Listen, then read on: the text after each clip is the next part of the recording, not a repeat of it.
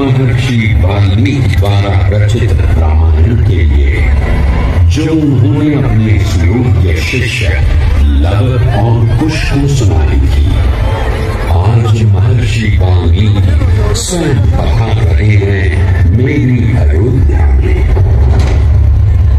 अपने आराध्य राम की कथा सुनाने, हमें राम की मर्यादा बतलाने।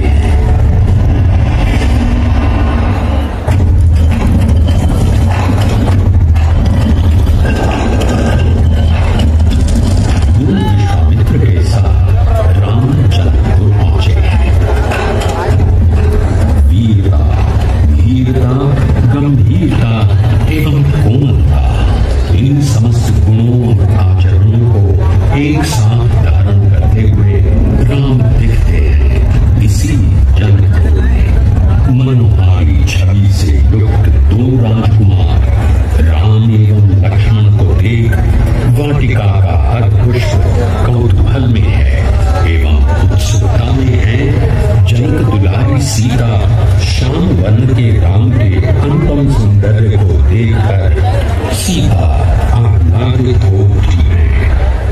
स्वयंवर में शिव धनुष भंग करने वाले को सीता वरण कर लेंगी।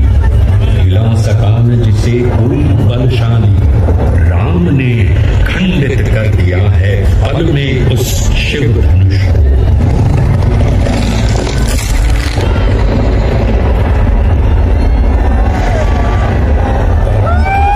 राम के पौरुष की परीक्षा तो अब होने वाली है। परशुराम के क्रोध आवेश को क्रोध से नहीं कोमलता से ग्रहण करते हैं श्री राम और वीरों की मर्यादा को नई ऊंचाई देते हैं।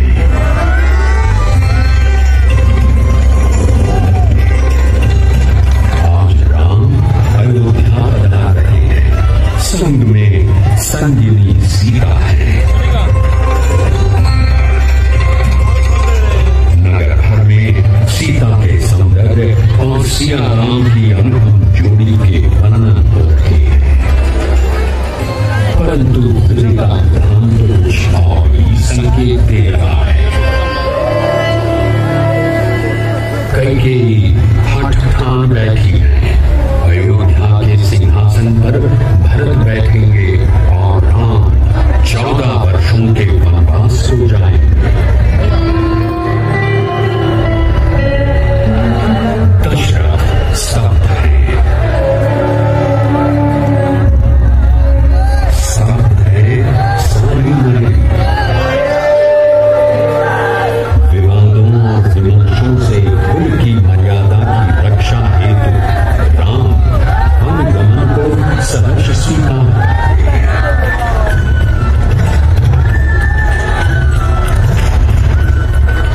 प्रसन्नता अप्रसन्नता के भाव से परे राम नगर छोड़ चल पड़े हैं वन को।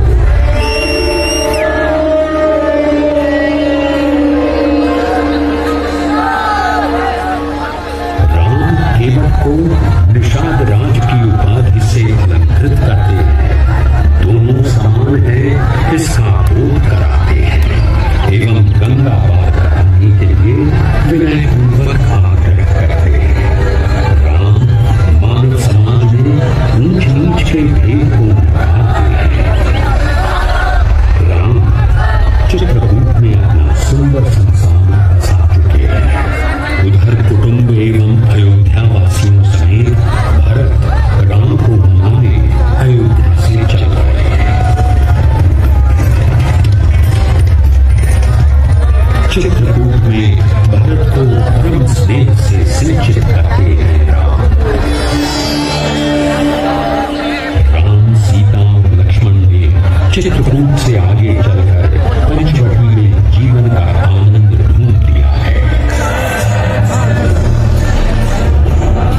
अब इस राम कथा में मैं राक्षसी कन्या शूर्पणखा का प्रवेश दे रहा हूं।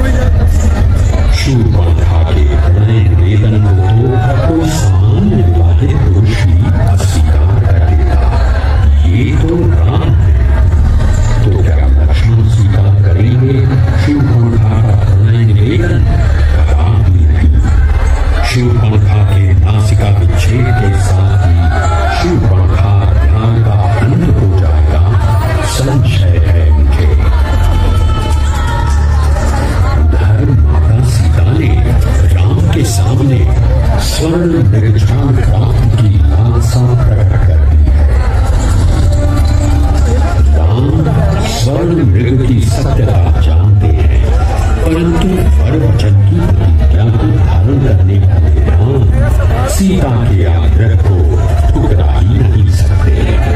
मारीच शत्रु है, उसका भेद प्रकट हो गया है, परंतु राम उसे शत्रु भाव से किंचित नहीं देखते। वैकुंठ धाम जाने की उसकी इच्छा भी पूरी करते हैं। माया ईश्वर की सत्यता लक्ष्मण भी नहीं जानता है। सीता अपनी कुटिया में अकेली पड़ ही गई। सीता लांग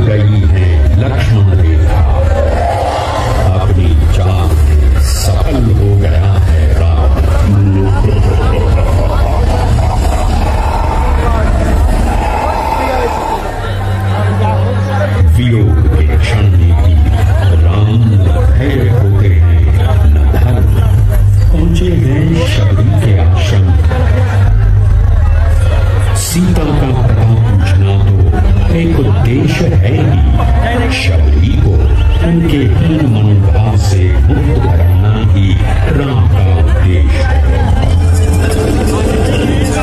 भगवान भी अपने अनन्य भक्तों को ढूंढने की लालसा रखते हैं।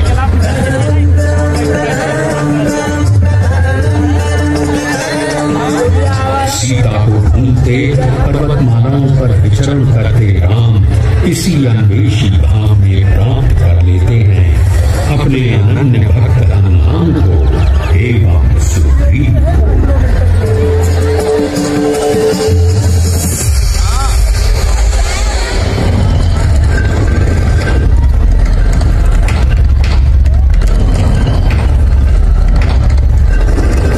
रामकाज को आतुर हनुमान सागर पार लंका स्थित अशोक वाटिका पहुंचे हैं, जहां घोर वेदना में घिरी माता सीता राम की मुंदरी पाकर अति विस्मित है।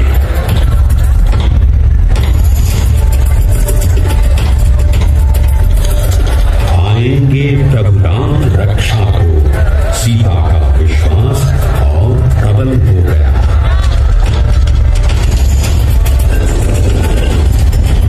रावण राक्षस कुल का है, परंतु साधारण योद्धा नहीं है। ऊपर से उच्च कोटि का प्रकांड पंडित है और शिव का अनन्य उपासक भी।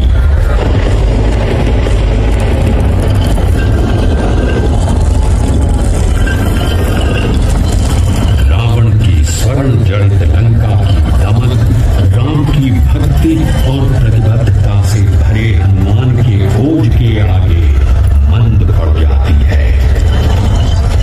हनुमान की युक्ति काम आती है। रावण का स्वर्ण भवन एवं स्वर्ण सज्जित लंका जलकर स्वाहा हो जाती है।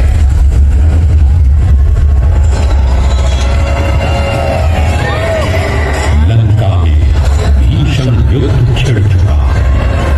रावण की सेना के एक महारथी राम के हाथों मोक्ष को प्राप्त हो रहे हैं, परंतु राम अपने लक्ष्य के प्रति स्पष्ट है। राम का लक्ष्य है सत्य की स्थापना।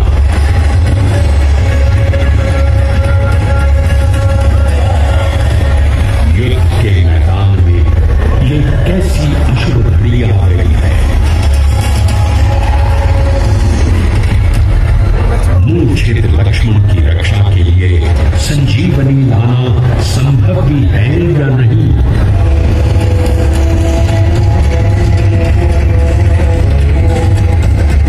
परंतु जो हृदय में धरे है राम की भक्ति, उस हनुमान के लिए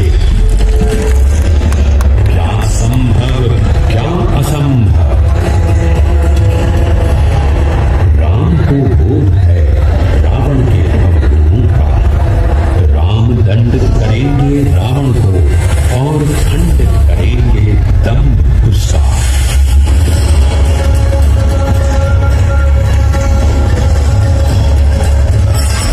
राम की सत्य शक्ति और रावण का पराक्रम प्रकटाएंगे। क्या होगा परिणाम आज, व्याकुल है देव सभी।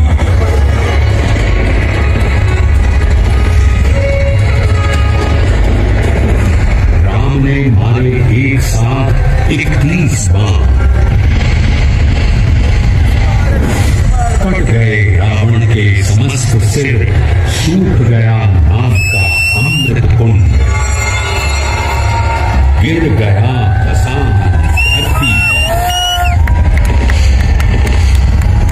जय घोष उठा है देवलोक से।